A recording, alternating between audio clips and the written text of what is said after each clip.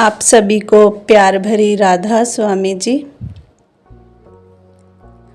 आज हम एक ऐसी यात्रा की बात करेंगे जो ना तो किसी बस, ट्रेन या हवाई जहाज से होती है और ना ही किसी नक्शे पर दिखाई देती है। यह यात्रा है आत्मा की, अपने मालिक तक, अपने असली घर तक। यह है हमारी स्पिरिचुअल जर्नी, आत्मिक यात्रा। आत्मिक यात्रा शुरू कहाँ से होती है? इस यात्रा की शुरुआत तब होती है जब मनुष्य खुद से सवाल पूछना शुरू करता है। मैं कौन हूँ? मैं यहाँ क्यों आया हूँ? इस जीवन का मकसद क्या है? जब हम इन सवालों की तलाश में लगते हैं तो जीवन बदल जाता है और यही खोज हमें सतगुरु की शरण में ले आती है, हमारे बाबा जी की शरण में ले आती है। बाबा जी कहते हैं इस जीवन का असली उद्देश्य मालिक से जुड़ना है, पर ये रास्ता सीधा नहीं है। इसमें बहुत सी परतें हैं, मन, मोह, माया, अहंकार। क्या होता है इस सफ़र में? स्पिरिचुअल जर्नी एक आंतरिक युद्ध है। यह बाहर नहीं, हमारे भीतर लड़ी जाती है। जैसे बाबा जी हमें समझाते हैं, हमें हर दिन अपने मन से लड़ना पड़ता है जो कहता है तू नहीं कर सकता, ये सब समय की बर्बादी है, सिमरन से क्या होगा।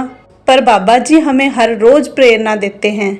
यह यात्रा तब आगे बढ़ती है जब हम नियम से सिमरन करते हैं जो हमें हमारे बाबा जी ने बताया है, सेवा करते हैं निस्वार्थ होकर जैसे हमें बाबा जी समझाते हैं, और रज़ामंदी में जीते हैं, उसके भाने में रहते हैं। बाबा जी हमेशा कहते हैं मालिक के भाने में रहें।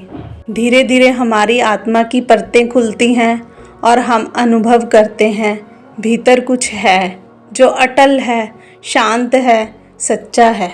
इस यात्रा में हमें क्या क्या कठिनाइयाँ आती हैं, बाबा जी फिर हमें समझाते हैं।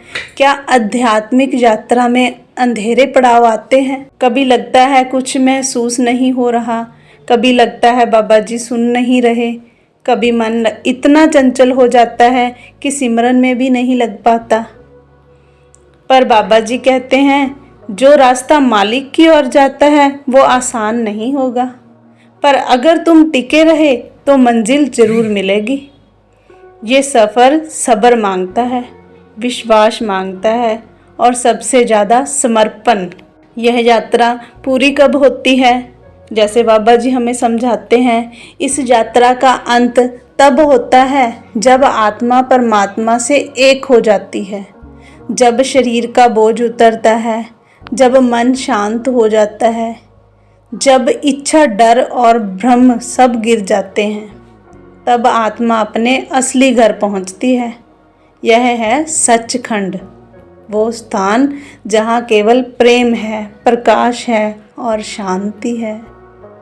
पर याद रखिए, यह सफ़र अकेले तय नहीं होता, हमारे साथ चल रहा होता है सतगुरु का साथ, हमारे बाबा जी का साथ। बाबा जी हमारी यात्रा के नायक हैं।